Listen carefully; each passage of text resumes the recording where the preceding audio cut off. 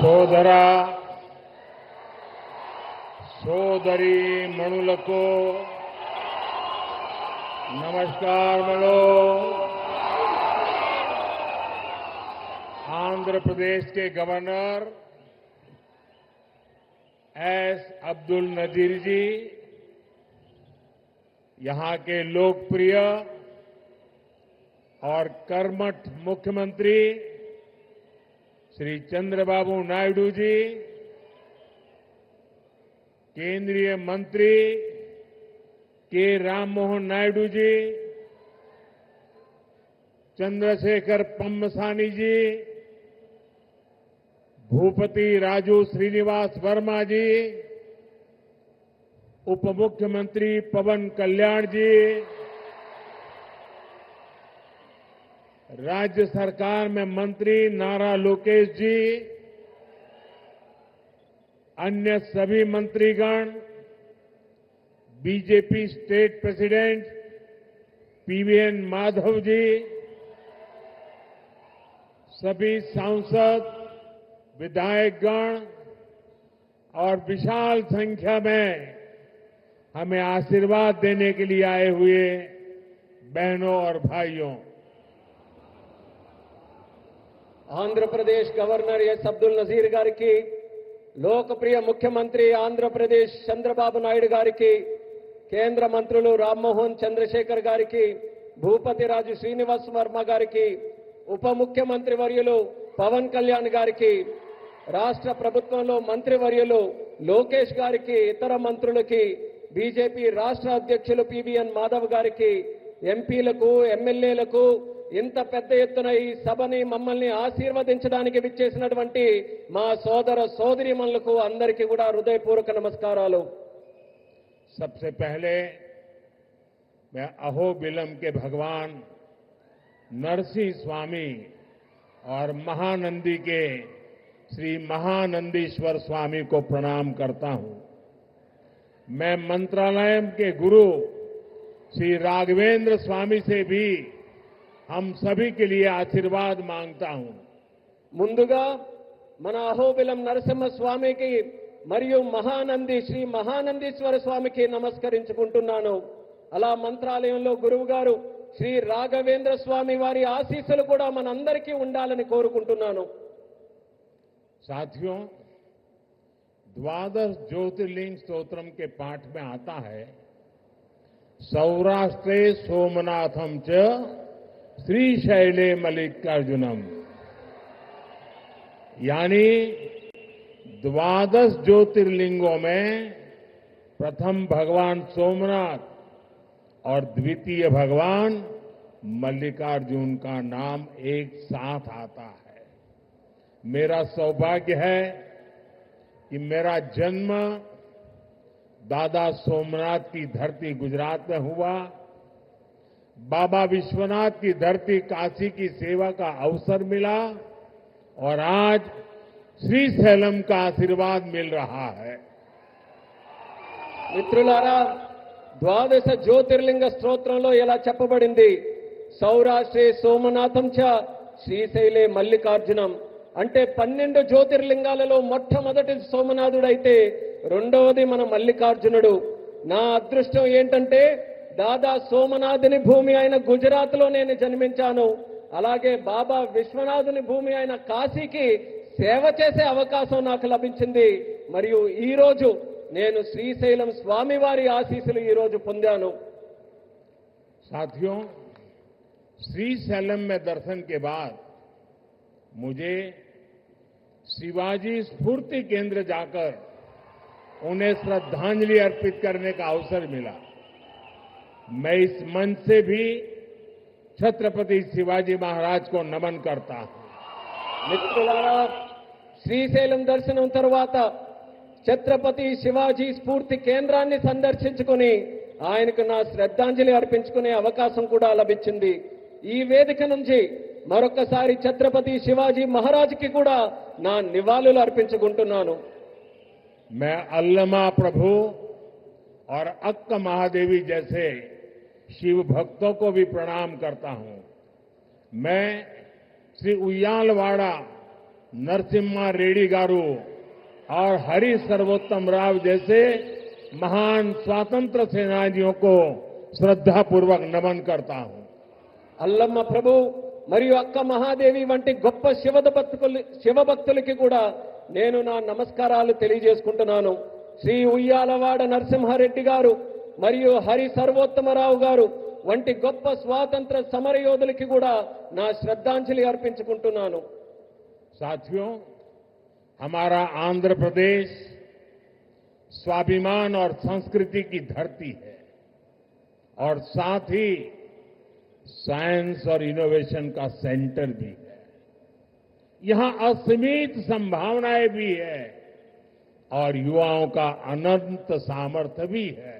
మిత్రులారా, మన ఆంధ్రప్రదేశ్ ఆత్మ గౌరవానికి మరియు సంస్కృతికి నిలయం.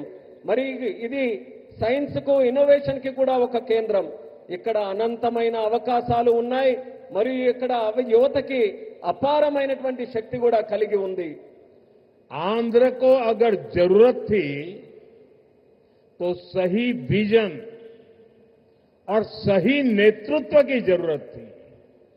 आज चंद्रबाबू नायडू गारू और पवन कल्याण गारू के रूप में आंध्र के पास वो विजनरी लीडरशिप भी है और केंद्र सरकार का पूरा सहयोग भी है।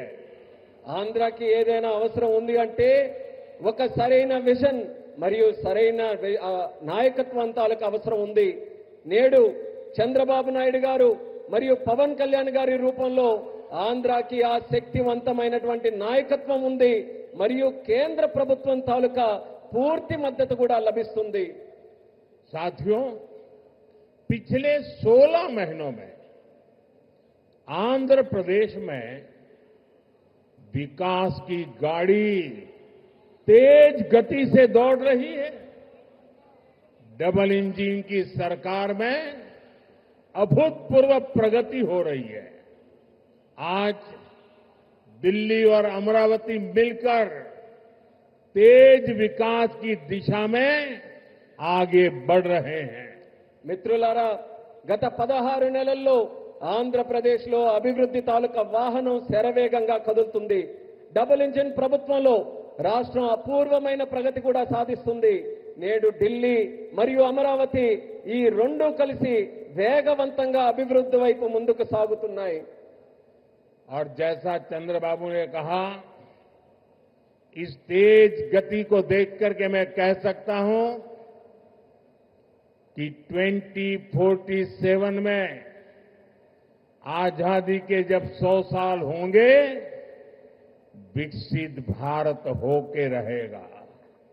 చంద్రబాబు గారు చెప్పినట్టు నేను చెప్పగలను. 2047 నాటికి ఎప్పుడైతే భారతదేశం 100 సంవత్సరాలు స్వాతంత్రం సంపాదించుకుని తయారవుతుందో ఆనాటికి ఖచ్చితంగా ఈ భారతదేశం వికసిత భారతదేశంగా తయారవుతుంది. अभी बाबू ने बहुत ही भावना के साथ अपने विचारों को व्यक्त किया, लेकिन मैं विश्वास से कहता हूं कि 21वीं सदी हिंदुस्तान की सदी होने वाली है। 21वीं सदी 140 करोड़ हिंदुस्तानियों की सदी होने वाली है। ఇప్పుడు బాబు గారు ఎంతో ఆవేదనతో భావాలతో మాట్లాడారు. అదే రకంగా నేను కూడా చెప్పగలను. ఈ 21వ శతాబ్దం భారతదేశం తాలూకా శతాబ్దం. ఈ 21వ శతాబ్దం భారతీయులు 140 కోట్ల భారతీయుల తాలూకా శతాబ్దం ఇది. साथियों, आज भी यहां सड़क, बिजली, रेलवे, हाईवे और व्यापार से जुड़े कई प्रोजेक्ट का उद्घाटन और शिलान्यास किया गया है। ये प्रोजेक्ट राज्य में कनेक्टिविटी को मजबूत करेंगे, इंडस्ट्री को बढ़ावा देंगे और लोगों के जीवन को आसान बनाएंगे। మిత్రులారా, నేడు రోడ్లు, విద్యుత్ రంగం, రైల్వే, హైవేలు మరియు వాణిజ్యానికి సంబంధించిన అనేక ప్రాజెక్టులకి శంకుస్థాపన మరియు ప్రారంభోత్సవం చేసుకుంటున్నాం. ఈ ప్రాజెక్టు వల్ల రాష్ట్రంలో కనెక్టివిటీ బలోపేతం అవుతుంది, మరియు పరిశ్రమలకి ఊతమిస్తూ మరియు ప్రజల జీవితాన్ని కూడా సులభం చేసే అవకాశం కల్పిస్తుంది. इन परियोजनाओं से करनूल और आसपास के इलाकों को बहुत फायदा मिलेगा। मैं इन परियोजनाओं के लिए राज्य के सभी लोगों को बधाई देता हूं। ఈ ప్రాజెక్టుల వల్ల కర్నూలు మరియు పరిసర ప్రాంతాలకు ఎంతో ప్రయోజనం చేకూరుతుంది. ఈ ప్రాజెక్టుల కోసం రాష్ట్ర ప్రజలందరికీ కూడా మరొక్కసారి నా తాలూకా అభినందనలు తెలియజేసుకుంటున్నాను. साथियों, किसी भी देश और राज्य विकास के लिए एनर्जी सिक्योरिटी बहुत जरूरी है। आज यहां बिजली के क्षेत्र में अराउंड 3000 करोड़ रुपीस का ट्रांसमिशन प्रोजेक्ट शुरू हुआ है। इससे देश की एनर्जी कैपेसिटी और बढ़ेगी। మిత్రులారా, ఏ దేశమైనా రాష్ట్రమైనా అభివృద్ధి చెందాలనంటే ఇంధన భద్రత చాలా కీలకం. నేడు విద్యుత్ రంగంలో కూడా దాదాపు 3000 కోట్ల రూపాయలు విలువైన ట్రాన్స్మిషన్ ప్రాజెక్టులు కూడా మనం ప్రారంభించుకుంటున్నాం. దీని ద్వారా దేశం తాలూకా ఇంధన సామర్థ్యం కూడా మరింత పెరగబోతుంది. साथियों, तेज विकास के बीच हमें पुरानी स्थितियों को भी भूलना नहीं है। 11 साल पहले जब केंद्र में कांग्रेस सरकार थी, तब प्रति व्यक्ति इलेक्ट्रिसिटी की खपत औसतन 1000 यूनिट से भी कम थी। तब देश को ब्लैकआउट जैसी चुनौतियों का भी सामना करना पड़ता था। हमारे गांवों में बिजली का खंभा भी नहीं लगा था। మిత్రులారా, వేగవంతమైన అభివృద్ధి మధ్య మనం గతాన్ని మాత్రం మర్చిపోకూడదు. 11 సంవత్సరాల క్రితం కేంద్రంలో కాంగ్రెస్ ప్రభుత్వం అధికారంలో ఉన్నప్పుడు సగటు తలసరి విద్యుత్ వినియోగం 1000 యూనిట్ల కంటే చాలా తక్కువగా ఉండేది. అప్పుడు దేశం కూడా అనేక విద్యుత్ కోతల వంటి సవాళ్లు కూడా ఎదుర్కొంది. వేలాది గ్రామాలలో కనీసం విద్యుత్ స్తంభాలు కూడా ఏర్పాటు చేయలేనటువంటి దుస్థితి ఉండేది. आज क्लीन एनर्जी से लेकर देश के टोटल एनर्जी प्रोडक्शन तक भारत हर क्षेत्र में नए रिकॉर्ड बना रहा है। आज देश के हर गांव तक बिजली पहुंच चुकी है।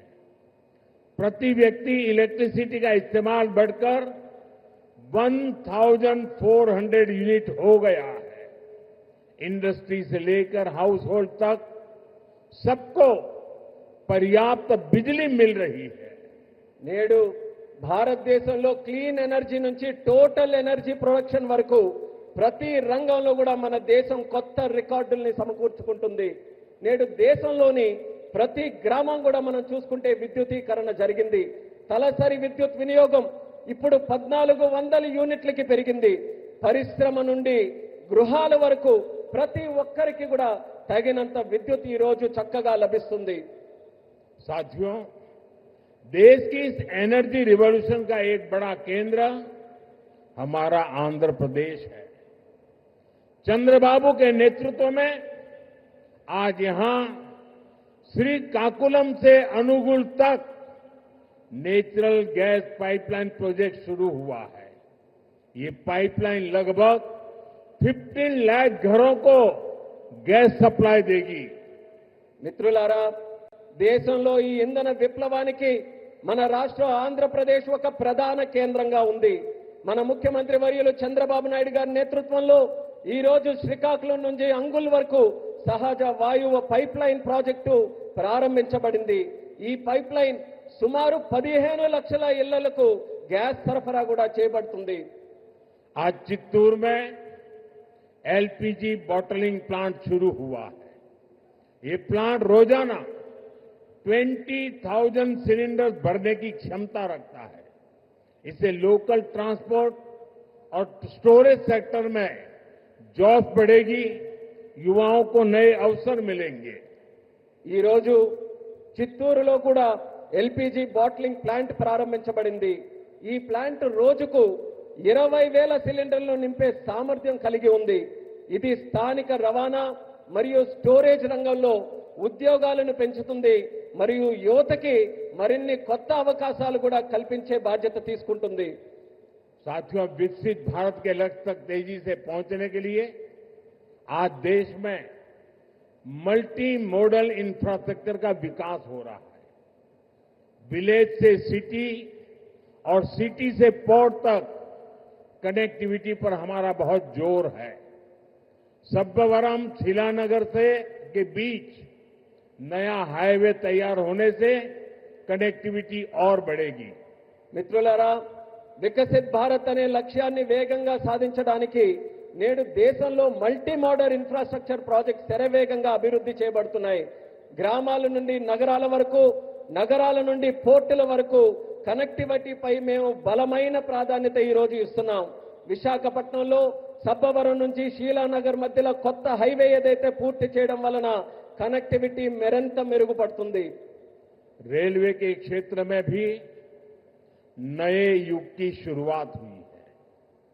नई रेल लाइनों की शुरुआत होने से, रेल फ्लाईओवर बनने से यात्रियों को सुविधा मिलेगी और इस क्षेत्र के उद्योगों को नई गति मिलेगी. అలానే రైల్వే రంగంలో కూడా ఒక కొత్త యుగం ప్రారంభమైంది. కొత్త రైల్వే లైన్లు, అలాగే రైల్వే ఫ్లైఓవర్లు ప్రారంభం వల్ల ప్రయాణికులకి మెరుగైన సౌకర్యం అందుతుంది మరియు ఈ ప్రాంతంలో పరిశ్రమలకు కూడా ఒక కొత్త ఊతం వస్తుంది.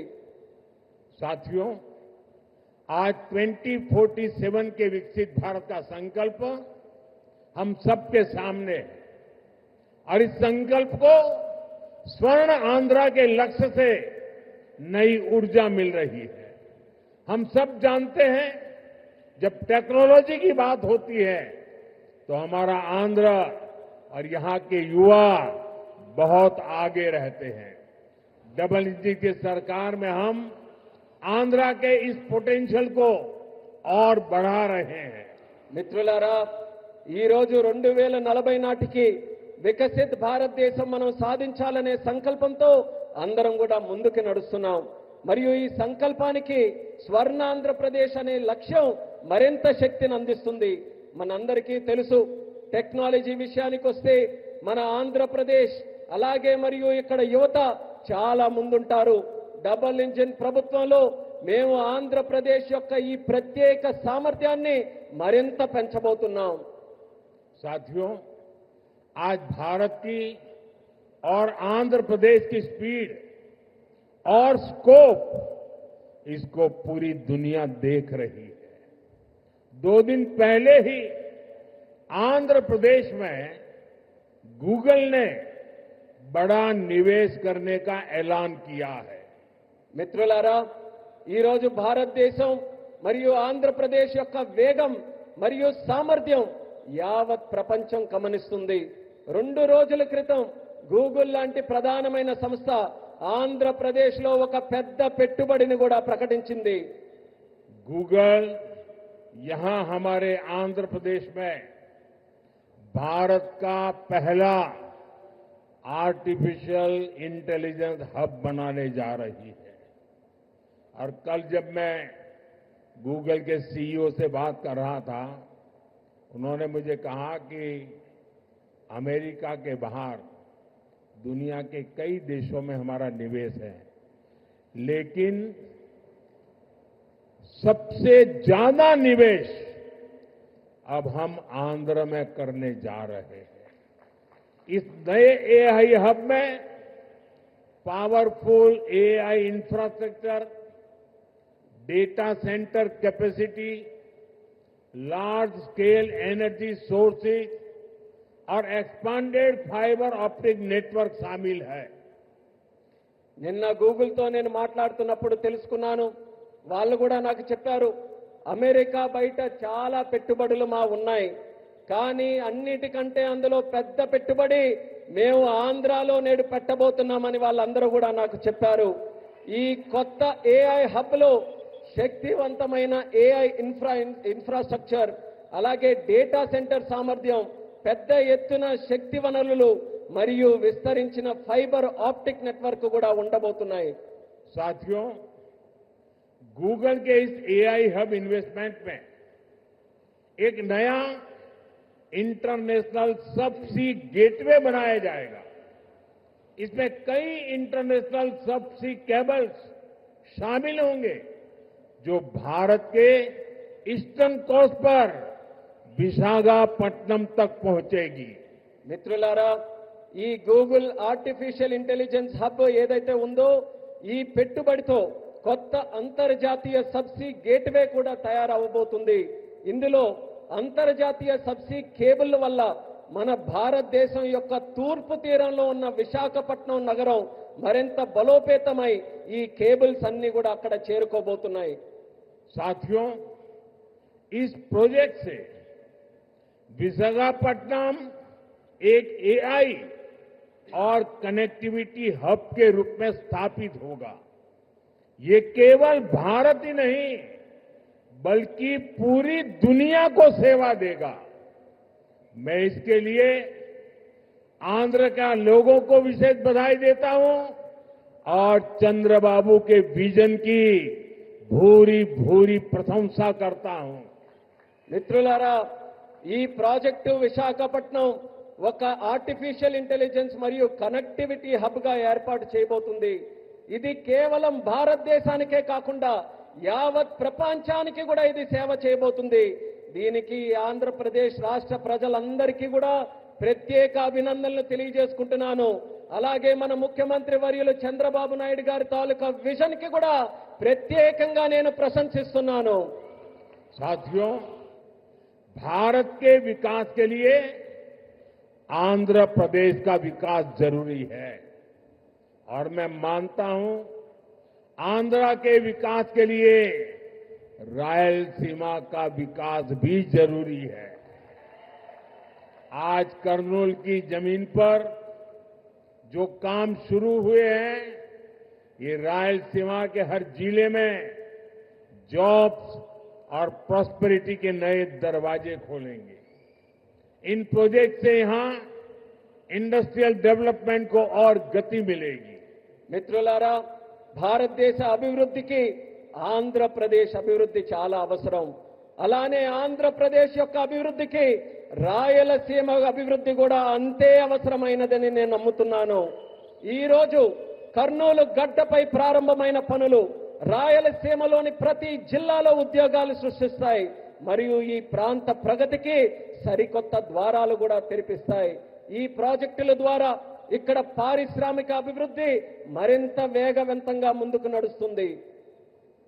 साथियों, हमें आंध्र प्रदेश के तेज विकास के लिए नए इंडस्ट्रियल कॉरिडोर और हब बनाने होंगे।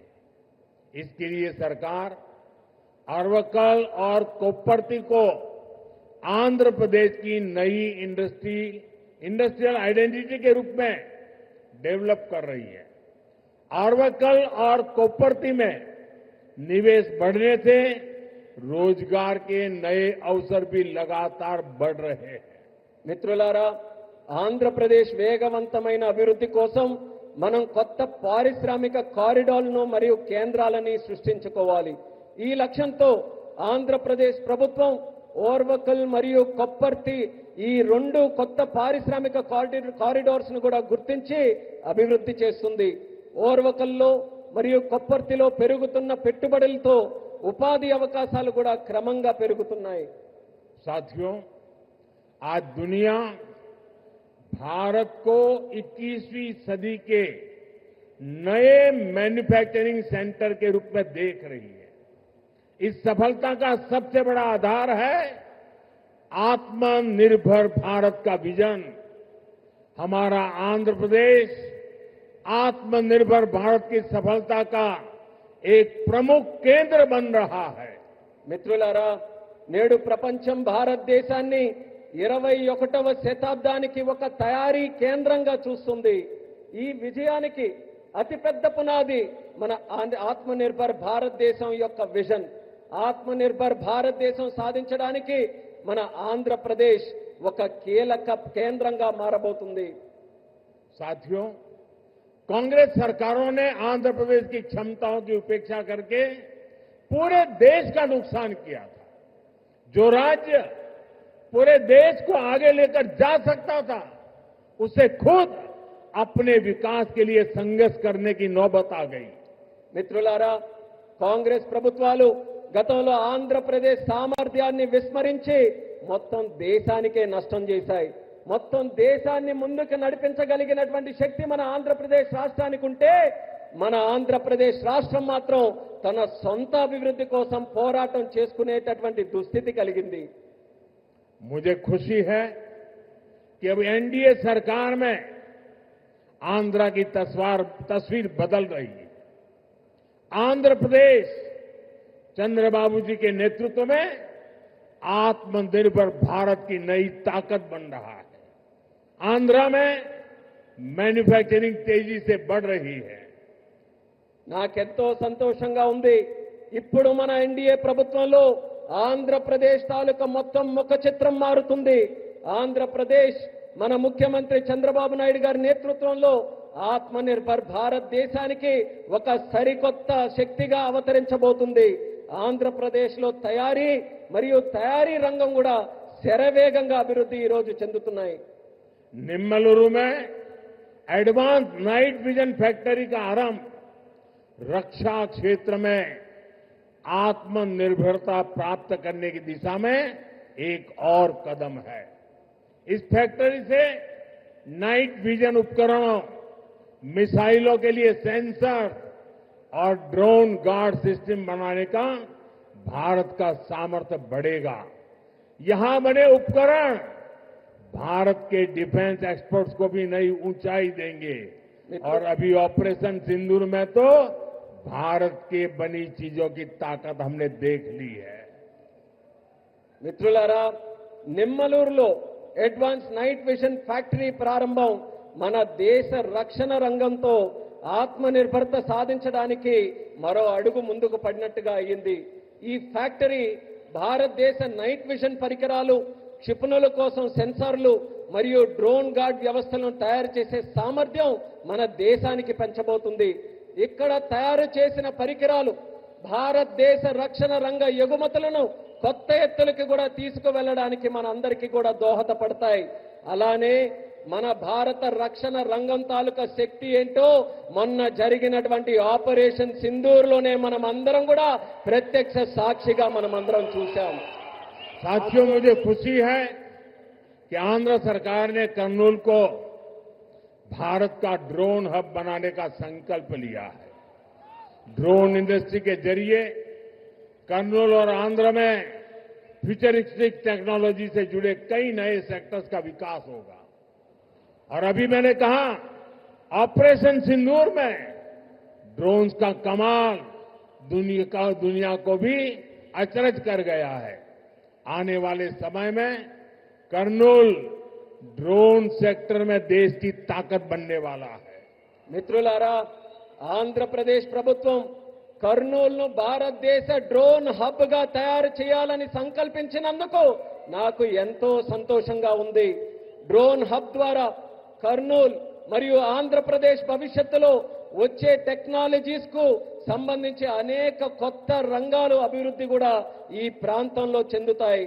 ఆపరేషన్ సింధూర్ ఇందాక చెప్పినట్టు మన డ్రోన్లు కూడా ఎంతో అద్భుతాలు సృష్టించాయి. ఆ అద్భుతాలను చూసి యావత్ ప్రపంచమంతా కూడా అబ్బురుపోయిందని గర్వంగా తెలియజేస్తున్నాను. రానున్న రోజుల్లో కర్నూలు డ్రోన్ రంగంలో దేశానికే గర్వకారణంగా నిలవబోతుందని తెలియజేస్తున్నాను. साथियों, हमारी सरकार का विजन है सिटीजन सेंट्रिक डेवलपमेंट। इसके लिए हम लगातार नए रिफॉर्म्स के जरिए सिटीजन्स के जीवन को आसान बना रहे हैं। देश में 12 लाख रुपए तक की आय पूरी तरह से टैक्स फ्री हो चुकी है। सस्ती दवाइयां, सस्ता इलाज, बुजुर्गों के लिए आयुष्मान कार्ड जैसी अनगिनत सुविधाएं, इनसे ईज ऑफ लिविंग का एक नया अध्याय शुरू हुआ है। మిత్రులారా, మా ప్రభుత్వం ఒక్క విజన్ సిటిజన్ సెంట్రిక్ డెవలప్మెంట్ ఈ లక్ష్యంతో కొత్త సంస్కరణల ద్వారా ప్రజల జీవితాలని సులభతరంగా చేయడమే మా అందరి తాలూకా సంకల్పం. దేశంలో 12 లక్షల వరకు ఆదాయం ఉన్న ప్రతి ఒక్కరికి పన్ను రహితంగా చేసింది మన ప్రభుత్వం. తక్కువ ధరకే మందులు, మెరుగైన చికిత్స మరియు వృద్ధుల కోసం ఆయుష్మాన్ భారత్ కార్డులు వంటి సౌకర్యాలు, వీటన్నిటితో ప్రజల జీవిత విధానం సౌకర్యవంతంగా చేసే కొత్త అధ్యయనాన్ని మన భారతదేశంలో మనం ప్రారంభించాం. साथियों, नवरात्रि के पहले दिन से जीएसटी में भी भारी कटौती की गई है.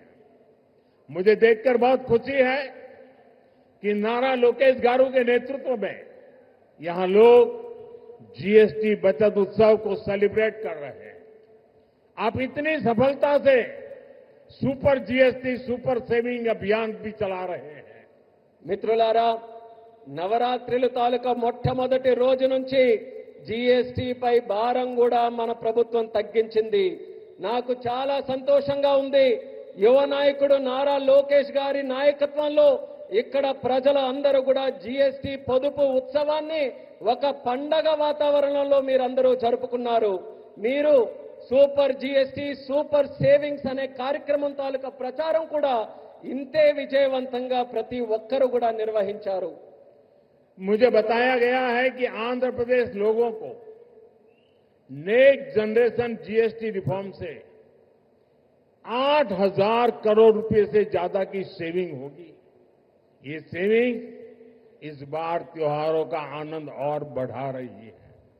लेकिन मेरा एक आग्रह भी है, हमें जीएसटी बचत उत्सव को वोकल फॉर लोकल के संकल्प के साथ मनाना है. నాకిప్పుడే చెప్పారు, నెక్స్ట్ జన్ జీఎస్టీ సంస్కరణల ద్వారా ఆంధ్రప్రదేశ్ ప్రజలకు 8,000 కోట్లకి పైగా ఆదా చేసుకునే పరిస్థితి వచ్చింది. ఈ పొదుపులు ఈ పండగ సీజన్ యొక్క ఆనందాన్ని మరింత పెంచబోతున్నాయి. కానీ నా తాలూకా అభ్యర్థన కూడా ఈ రాష్ట్ర ప్రజలందరికీ ఉంది. మనం ఈ జీఎస్టీ పొదుపు ఉత్సవాన్ని ఏదైతే నిర్వహించుకుంటున్నామో ఇందులో మనం స్థానికుల కోసం బలంగా వోకల్ ఫర్ లోకల్ అనే సంకల్పంతో స్థానిక తయారీ రంగాన్ని ప్రోత్సహించే విధంగా జరుపుకోవాలి. साथियों, विकसित आंध्र से ही विकसित भारत का सपना पूरा होगा. मैं एक बार फिर नए प्रोजेक्ट के लिए आंध्र प्रदेश के सभी लोगों को बहुत बहुत बधाई देता हूं. मेरे साथ बोलिए, भारत माता की. మిత్రులారా, వికసిత్ ఆంధ్రప్రదేశ్తోనే వికసిత్ భారతదేశం యొక్క కళ నెరవేరుతుంది.